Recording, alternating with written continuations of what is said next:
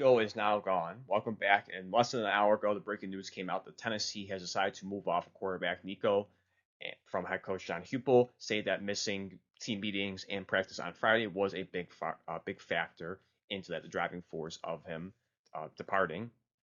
And this is not surprising. 13 hours ago, I made a video about the situation, initially about the dispute about him wanting $4 million for his NL or his new NL deal. If you want to check it out on Twitter, it's on there as well as on my YouTube page. It's called Nico, and his last name's on there too. But I'm not gonna say his last name because I'm gonna butcher it completely. But it's Nico NL dispute, and it's an 8-minute video.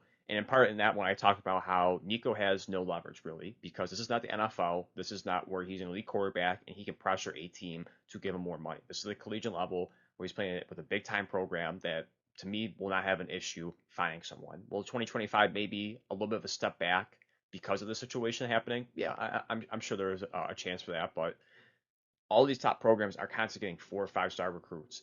The transfer portal now, more than ever, people constantly going in there and moving elsewhere to a different team. So the way the things are now set up for players and for teams, the bad side is losing players constantly, but the good side is also rebuilding quickly. And for me, I don't think Tennessee will have that much difficulty trying to find someone, whether it's this upcoming season or maybe next year. It's not going to be the end all be all for them, and that's why again I think for Nico he really overplayed his card there, and I think he made himself bigger than what he actually is. And if you look at the stats once again, I'll pull them up on there.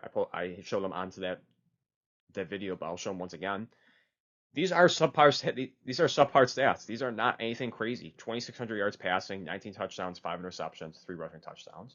If you get into the game split, the biggest thing that really hurts him as well is the playoff game, where yes, he helped them get to the playoffs. It's great, but they got blown out 42-17. He had a 45.2 completion percentage, 104 yards passing on 31 attempts, got sacked 4 times, 0 touchdowns, 0 interceptions.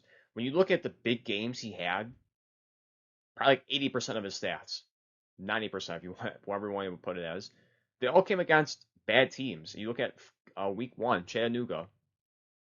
I mean, was that really any stiff competition? 314, 3 touchdowns, 78.6 completion percentage. You jump up to UTEP. Again, was that really too much of a competition? 4 touchdowns, 0 interceptions, 73.9, 209 yards passing. Vanderbilt, maybe a tad bit better, but still 257, 69.2 completion percentage, 4 touchdowns, 1 interception. When you get to the tougher teams, like number ranked Oklahoma at that time, who were not really that good of a team this year, 13 of 21, 194, 1 touchdown. You look at Alabama, 14 of 27, 194, 1 touchdown, 1 interception. Number 12, Georgia at the time, 20 of 33, 167, 0 touchdowns, 0 interceptions. And you look at that, you go down the list, and when he played better competition, it was horrible. Even at Arkansas, the loss, 17 to 29, 158, 58.6 completion percentage, 0 touchdowns, 0 interceptions.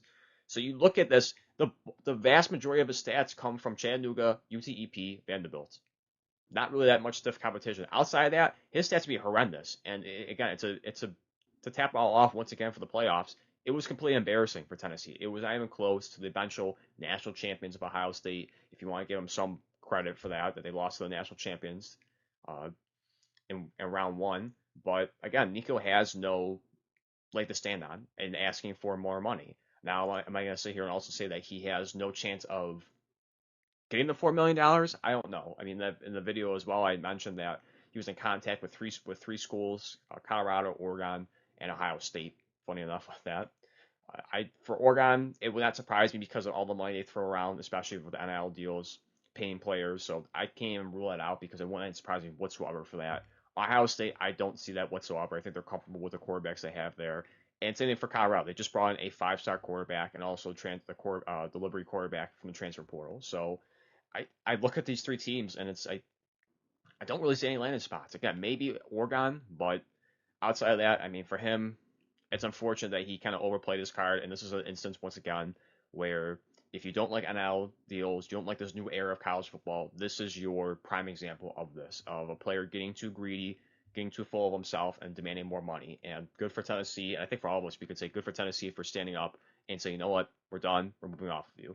And this is pretty quick, which that's the only part that really surprised me. I think eventually this was going to come into like a split, but not as fast as it happened. So good for Tennessee for making this decision real quick, moving off them and getting ready for spring training and whoever that quarterback's going to be again, if that's someone that they have in their roster or trying to get someone from the transfer portal. So again, quick update on that part. Hopefully for Nico that this is just immaturity and being a little too full of himself. So hopefully he can bounce back and go somewhere and still have a productive collegiate career.